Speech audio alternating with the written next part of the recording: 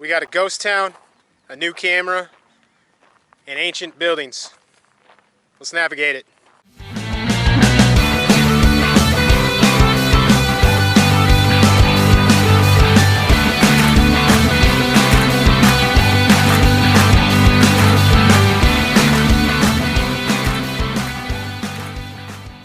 As with most areas in southern Nevada, this valley and the spring that lives in it was inhabited by several Native American tribes.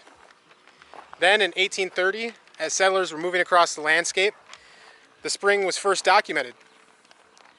Jump ahead to 1861, we meet a cattleman by the name of Joseph Good. Cattleman's job was to move herds of cattle from one location to another because there weren't no mass transit, there were no semi-trucks, the railways weren't completed yet, so people had to take their horses and physically move these herds from whatever location they were to the location that they needed to be in. He found the spring, but more importantly, he found silver, and thus began the mining boom of Goodsprings. As Mr. Good continued to mine and prosper off the silver that he was finding, he built a small store, and then later in 1868 a township was actually created, and then it was named Goodsprings, naming it after John Good, giving him credit for the find. Then in 1882 gold would be found and prospectors would continue to flood into the area. As you can see, there's buildings from these mining days that still stand behind me, but then they mostly just stayed in some dugouts and tents. Well, the original post office was opened near the Keystone Mine in 1893. It later closed in 1897, and then this post office here opened up in 1899 to continue the growth of Goodsprings. It wasn't until 1904 that permanent buildings like this tin shed or this stone cabin would be built. Kind of amazing to see these things still standing today.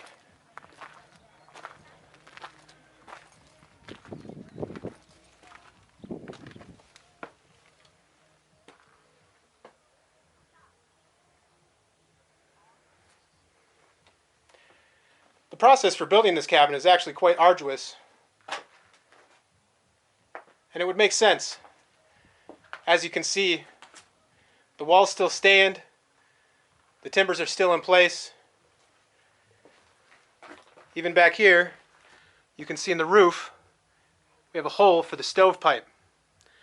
Obviously this is not the stove since it has a capacitor and copper wiring. However, we do have an old hoist here. Something like this would be used to haul ore up from the mine. As the town grew, it became easier for resources to be transported into Goodsprings, and miners were able to build more solid structures like I showed you with the tin house and the stone cabin. As the Keystone and Yellow Pine mine developed, miners would go there to work and maybe find some of their own gold rather than staking their own claim. But as they would arrive, they would look for plots like this, somewhat flat, closer to the spot where the mine would probably be, or maybe closer to the saloon, depending on the type of miner. And this is where they would build their homes. Since I was able to show you a stone cabin, we're going to kind of go over that process, because after doing some research, it was discovered that stone cabins and the process for building them is over 7,000 years old now. Originally, what they would do is they would take and dig a 3-foot by 3-foot trench. They didn't really have tape measures, so they kind of used what they had, whether it was the long step method, heel to toe, or sometimes they would just lay on the ground and use their own body as a measuring device for how big their building would be. And most of these never got much bigger than 10 by 14. And they also had to work within the amount of money that they had to get resources. Most of the rocks would come from around the area that they would have to chip and mine themselves, basically, to build their own bricks. But then they would still have to buy things like wood, latches, locks. As electricity moved into the area, They would need to be able to purchase the wiring, bulbs. Even though it's in a desert, it still gets mighty cold out here. So they would have to, buy a stove piping, and all of that would play into how big their structure would be, how big their home or shack, I guess, would end up being. And obviously, the smaller the home, the less resources you need to build it, the less wood you need for the roof. You can use a smaller stove to heat it. And it's not too different from how we buy and build homes today. The techniques for constructing them has changed, just like the techniques for constructing houses, going from log cabins to stud walls and siding. And the stone cabin changed with the development of pure cement. So instead of having to build 3 layers like they did, they could do 1 layer and then go through it, similar to how brick walls are built with mortar. Only with the stone cabin method, they would stack the stones first and then work the pure cement into the cracks of the stones. Very similar to how lath and plaster works, if you're familiar with that technique or want to look it up.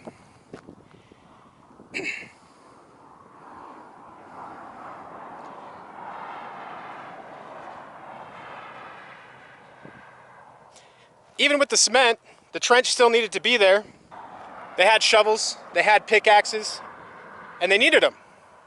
So here in Nevada, we have a type of stone called caliche, which is very, very dense and hard to get through. And 1904 was also important because this is the year that Goodsprings actually became plated. 1905 marked another important date for Goodsprings, as Jean, Nevada was founded. This was important because it brought the railroad south. That would make it easier for the ore to be transported to Jean, sold, and turned into a profit for the miners. 1913 marked the next historical moment for Goodsprings and this valley, as George Fale built the 2 buildings behind me. Well, at least the Pioneer Saloon, which is now 108 years old and still stands today with the original construction, using tin as the front as a mock stone. This building attracts tourists just to enjoy its history. It features a lot of its history up on the walls and was popular in its day. In fact, Goodsprings was so popular that in 1915, its population was 1,000, surpassing Las Vegas at the time. 1916 was the next historical marker for Goodsprings, as George Fale built the Grand Hotel that was here. This hotel was so popular that residents of Las Vegas would come down here just to stay at it. It was very unique. It only had 20 rooms, but it had full utilities: electricity, steam heat, and hot and cold water. The Goodsprings Hotel, or the Fale Hotel, occupied this space, very close to the Ghost Town Cafe, or at the time it was known as the Goodspring Cafe, and the Pioneer Saloon. Pretty good idea, putting a hotel next to a saloon. As with every booming blue-collar economy, you're going to have a little bit of sin that follows it. Buildings like this were built in the area to house, we'll call them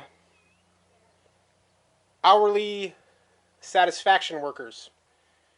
Oftentimes it would just have a bed, maybe a wash sink, some lights. As you can see, no windows. Maybe up here there would have been a window. Maybe here. This here is where the door was. It's fascinating that buildings like this still stand.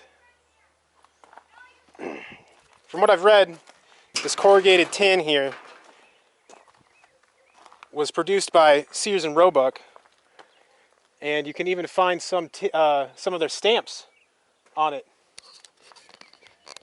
I haven't been able to find any of the stamps, but I do find it interesting how corporatized and accepted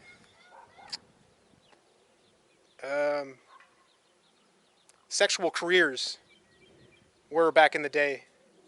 As the country was growing, The mines were producing something like $30 million worth of product came out of the Yellow Pine Mine and the Keystone Mine.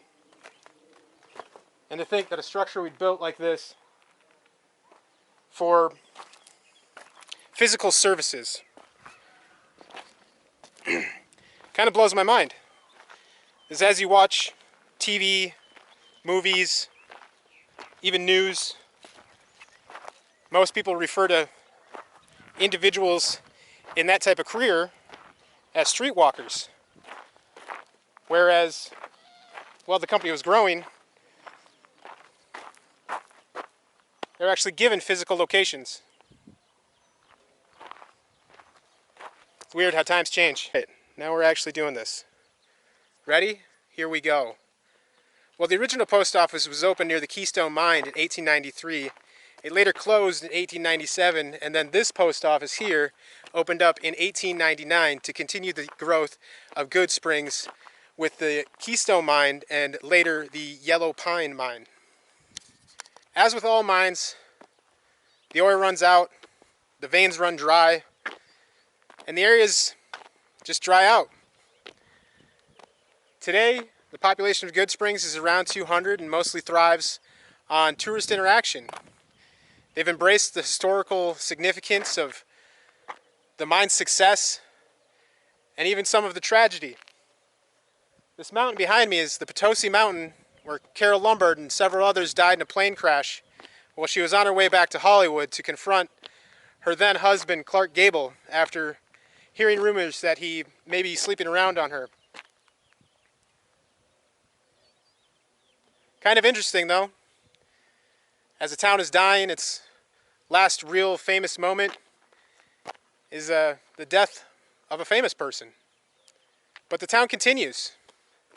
The people here love it, they're loyal to it, and they embrace tourists.